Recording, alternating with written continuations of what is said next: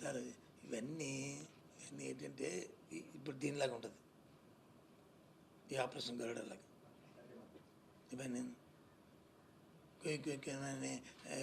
ఆడుతుంది. ఇప్పుడు నేను వద్దు అన్నావు అనుకో, ఈ వద్దు మాంతరా.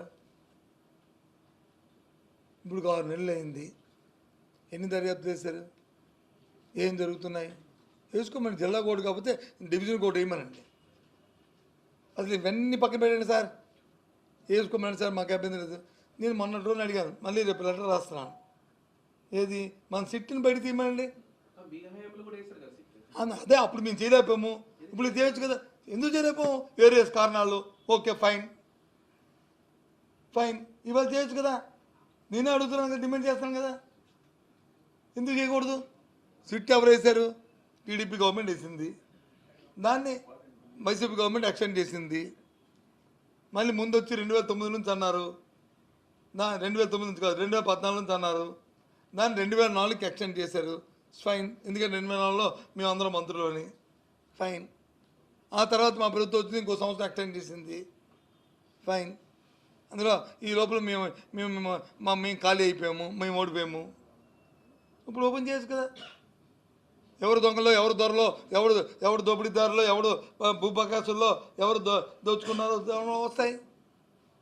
ఎందుకు చేయట్లేదు? ఈ రెవెన్యూ సోర్స్ని పెట్టుకునే ముందు ఇది ఓపెన్ చేస్తే ఇంకా మంచి పేరు వస్తుంది కదా ప్రభుత్వానికి. తెలిస్తే కదా నాయకులంతా బయటపడతారు కదా.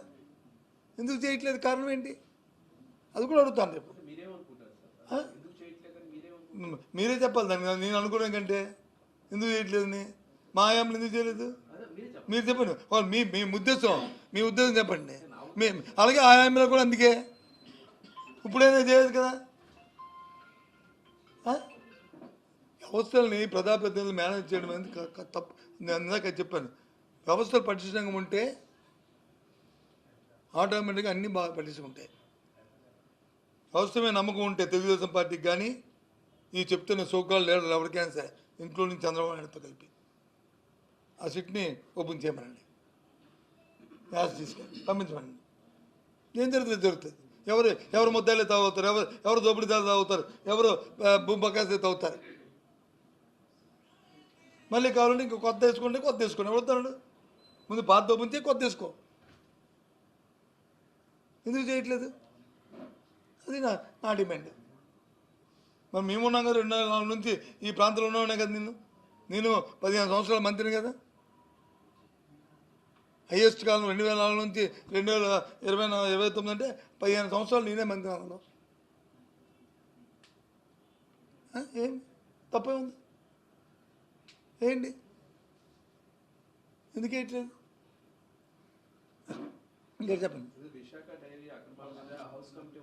వేసారు దాంట్లో ఎమ్మెల్సీ లేదు, ఎమ్మెల్సీలు కూడా ఈమెయిల్ లెటర్ రాశాను. స్పీకర్తో మాట్లాడాను, మా చైర్మన్తో మాట్లాడాను, సెక్రటరీతో మాట్లాడాను, ఎగ్జిక్యూటివ్ మినిస్టర్తో మాట్లాడాను.